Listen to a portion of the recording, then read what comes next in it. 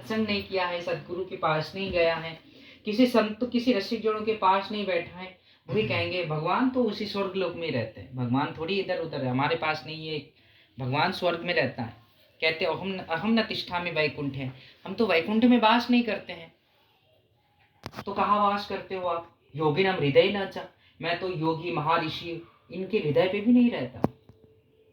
मद भक्ता यत्र गायंती, मेरे प्रिय भक्तजन जहां बैठकर हरि नाम की चर्चा करते हैं। मद भक्ता यत्र गायंती, यत्र तत्र मतलब इधर उधर, संस्कृत में इधर उधर कहते हैं। तो मद भक्ता यत्र गायंती, मेरे भक्त जहां बैठकर मेरे ही हरि गुणगान कीर्तन चर्चा, चाहे वो वृंदावन हो, चाहे वो बरसाना हो, चाहे वो दिल्ली क्यों ना हो, कहते जिस स्थान पर बैठ के मेरे प्रियजन भक्तजन मेरे भक्तों की चर्चा, मेरे नाम की चर्चा करते हैं, कहते तत्र तिष्ठामि नारद, वहीं पे मैं विराजमान। तो आज ये मानसिक वृंदावन धाम है, क्योंकि हम सब भक्तजन मिलके उनके दास, उनको रिझाने के लिए उन्होंने जो कृपा कर रहे हैं हम जैसे अधम पतित के ऊपर, हम सब उनके चरणारविंद में यही प्रार्थना करेंगे कि जीवन के अंत समय तक बस केवल राम नाम मुख से उच्चारण हो जाए और कुछ नहीं। क्योंकि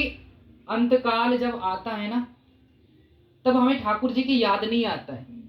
ये अर्जुन ने कहा कि हे प्रभु, देखा जाए कि पूरे जीवन भर वो राम नाम कर रहे अंत काल में कभी कभी ऐसा परिस्थिति आ जाती है कि वो भूल जाता है।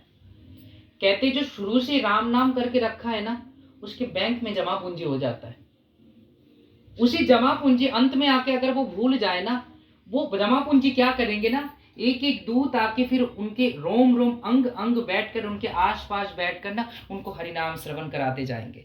वो खुद ना ले पाए लेकिन उनके एक एक रोम उनको श्रवण कराते जाएंगे। हरि बोलो, हरि कथा सुनो, हरि नाम करो। इसलिए हम सभी भगवान के चरणों में यही प्रार्थना करेंगे कि हे प्रभु, अंत काल में अगर आपके नाम भी भूल जाए लेकिन आप मत भूलना, आप मेरे अंत काल में आके खुद आके राधा नाम श्रवण करा के जाना। इसीलिए भगवान कह रहे हैं कि कोई जीव अगर पूरे जीवन काल अगर मेरा नाम भी ना करे, अगर अंत में आके भी अगर मेरा नाम की जरूरत नहीं है, बस मुझे एक बार स्मरण कर ले कि मैं कैसे दिखने में हूं, मेरा कलेवर कैसे, अंत काले च मामेव शरणं मुक्त्या कलेवरम यह प्रयाति समद्भवं याति नास्तत्र संशय।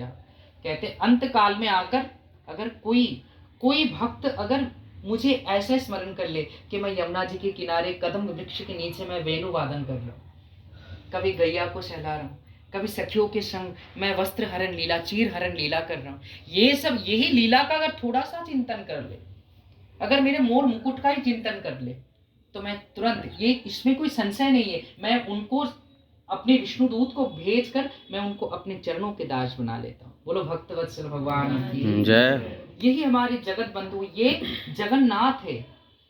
क्योंकि हम सब कलियुग जो जीव हैं वो क्षण मात्र ही भगवान को ऐसे करते कि भगवान आपसे दूर हो गए हम, मतलब थोड़ी सी भी हमारे स्वार्थ में कोई कमी आ जाए तो भगवान को दोष लगाते हैं। इसीलिए अभी अभी वो जो ऑटो वाले भैया से आए हुए ना, तो भैया कह रहे, अभी अभी बात चर्चा होते होते आए हुए हैं कि भैया मैं तो बिहार में बहुत बड़ा व्यापारी था लेकिन आज दिल्ली का ऑटो ड्राइवर हूँ।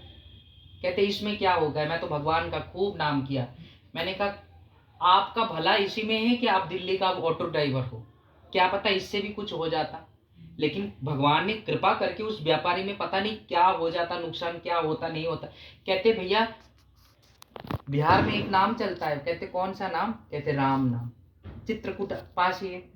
तो कहते हमारे उधर इसी नाम के कारण मैं उस दौर से गुजर के आए, अब मैं खुश हूँ, चाहे मैं भले 1000 रुपए कमाता हूँ लेकिन उस समय में, कहते आपके मुख से मैंने कुछ नहीं बोल रहा हूँ, मैं बस पीछे बैठा हूँ, वो तो आगे ड्राइविंग कर रहे हैं। अब कह रहे भैया उस व्यापारी में, महाराज जी उस व्यापारी में मैं लाख लाख रुपए कमाता था लेकिन मुझे संतोष नहीं आता था, मुझे सुकून नहीं मिलता। लेकिन आज ऑटो चलाते हुए राम नाम करते ऑटो चलाता हूँ ना, वो 1000 रुपए कमाता हूँ लेकिन रात को जाके सुकून का, चैन का नींद मैं सोता हूँ। कहते यही राम नाम का गुण। उस समय वो लाख लाख कमाते थे लेकिन राम नाम नहीं आता था, तो चैन का नींद कहाँ से सोएंगे। कहते हैं जो जिनकी जिंदगी में राम नाम ही नहीं है, जिनकी जिंदगी में भगवान का कोई नाम ही नहीं, उनका संग नहीं, उनका भक्तों का कोई संग ही नहीं है, वो जीवन तो बेकार ही है। चाहे आप लाख कमा लो, कुछ भी कमा लो, लेकिन हमारी लक्ष्य ही तो सही नहीं है। हमारी लक्ष्य तो भगवान की प्रिया प्रीतम लाल को चिंतन करना, इससे बेहतर और कुछ नहीं चाहिए। इसलिए